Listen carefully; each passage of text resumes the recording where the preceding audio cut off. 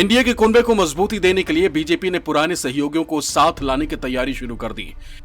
नई दिल्ली में तेलुगु देशम पार्टी प्रमुख चंद्रबाबू नायडू के केंद्रीय गृह मंत्री अमित शाह के साथ बैठक भी कुछ इसी तरह की कोशिश बताई जा रही। इस मुलाकात से दोनों दलों के अपने गठबंधन को दोबारा जीवित करने की अटकलें तेज हो गईं। आंध्र प्रदेश के पूर्व मुख्यमंत्री इस साल के अंत में होने वाले तेलंगाना विधानसभा चुनावों और आंध्र प्रदेश में अगले साल होने वाले विधानसभा और लोकसभा चुनावों के लिए बीजेपी के साथ गठबंधन करने के इच्छुक हैं। आपको बता दें कि 2018 के बाद से नायडू के अमित शाह के साथ ये पहली मुलाकात थी। अकाली दल के संरक्षक प्रकाश सिंह बादल के निधन पर श्रद्धांजलि देने के लिए पीएम मोदी की हाल की चंडीगढ़ यात्रा भी इसी वजह से चर्चा का विषय बनी हुई है। बीजेपी अध्यक्ष जेपी नड्डा और अमित शाह ने कई मौकों पर बादल परिवार के गांव का दौरा किया।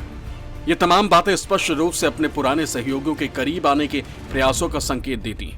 वहीं हरियाणा में जेजेपी की खट्टर सरकार से नाराजगी भी बीजेपी के लिए टेंशन की वजह बनी हुई है। 2019 विधानसभा चुनाव के बाद जेजेपी और बीजेपी के बीच गठबंधन हुआ था और बीजेपी हरियाणा में जननायक जनता पार्टी को मनाने और साधने की तैयारियों में जुट चुकी है। आने वाले दिनों में जिस तरह से भारतीय जनता पार्टी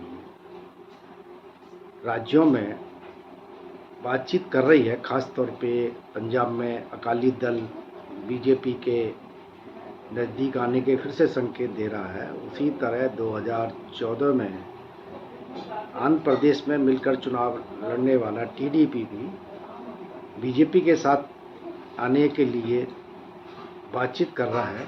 पार्टी में बंटवारे के बाद जेजेपी के नेता भी अपने दम पर हरियाणा में कुछ कारगर होंगे, ये नहीं दिखाई देता।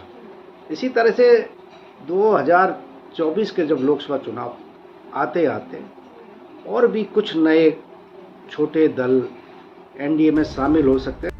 हरियाणा में अगर जेजेपी बीजेपी का साथ छोड़ती है तो पिछले 4 साल में जेजेपी 9वीं राजनीतिक पार्टियां होंगी जो एनडीए गठबंधन से बाहर जाएगी। 2019 के बाद एनडीए के कई नए और पुराने सहयोगी बीजेपी का साथ छोड़ चुके। इनमें शिवसेना, जेडीयू और शिरोमणि अकाली जैसे प्रमुख दल भी हैं। केंद्र में सरकार होने और विपक्षी एकता की कवायद के बीच एनडीए के बिखराव ने कई गुत्थियों को उलझा दिया। सबसे पहले हरियाणा के सियासी विवाद को समझते हैं, जिसने एनडीए की एकता पर फिर से प्रश्न चिन्ह लगा दिया।